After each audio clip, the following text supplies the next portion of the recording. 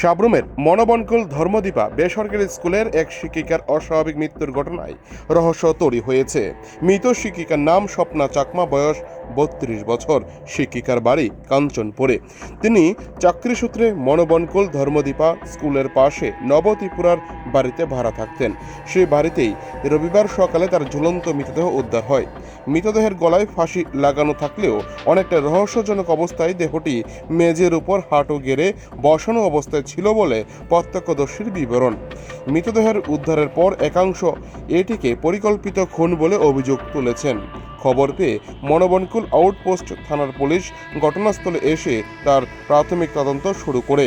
Police ঘটনাস্থলে forensic team নিয়ে আসে। প্রাথমিক তদন্তের পর পুলিশ মৃতদেহ উদ্ধার করে ময়না তদন্তের জন্য সাব্রুম মহকুমা হাসপাতালের মর্গে নিয়ে যায়। প্রাথমিকভাবে পুলিশের দাবি, ফাঁসিতে আত্মহত্যার পর মৃতদেহ ভারী হয়ে মেঝের উপর নেমে গিয়েছিল। পুলিশের ধারণা একটি আত্মহত্যা। তবে ময়নাতদন্তের রিপোর্ট হাতে আসার পরই মৃত্যুর প্রকৃত কারণ জানা যাবে বলে পুলিশের বিবরণ। পুলিশ আপাতত এই ঘটনায় অস্বাভাবিক মৃত্যু মামলা নিয়ে তদন্ত শুরু করেছে।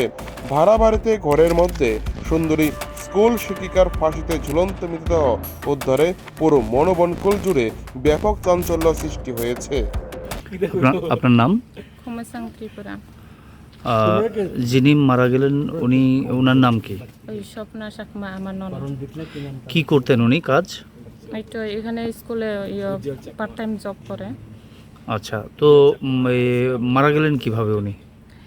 মারিয়া গেলে তো আমি তো এটা তো আমি জানি না, কিন্তু কল আইছে একটা সময় আমার খানে কল আইছে জেম্বু ফোন করছে, স্বপ্না তো আর নাই, মরছে এটা কইছে। কিন্তু ও কিতা হয়েছে, এটা রেজাল্টটা কি হয়েছে কইতে পার না, এটা কইছে আর কি। তারপর তো আর কিছু কইছে না। তারপরে আমি সকালে গাড়ি রিজার্ভ করিয়া আইছি আর কি। আপনারা আয়েশেরা কি দেখছেন, কিংবা পুলিশের পক্ষ থেকে আপনাদের কি জানানো হয়েছে, কেমনে মারা গেছে? এটা তো আমি জানি না স্যার। আপনারা আয়েশেরা দেখছেন না? না, এখন কোন জায়গায় নিয়ে আইছে? আমবাসা থেকে আইছে। না, ওই ডেড বডি কোন জায়গায় নিয়ে আইছে এখন? ডেড বডি তো বাবা বুরন তুই samo নতুন জায়গা অ্যাড্রেস মনোবকুল থেকে মনোবনকুল থেকে সাব্রুম নিয়ে আইছে না?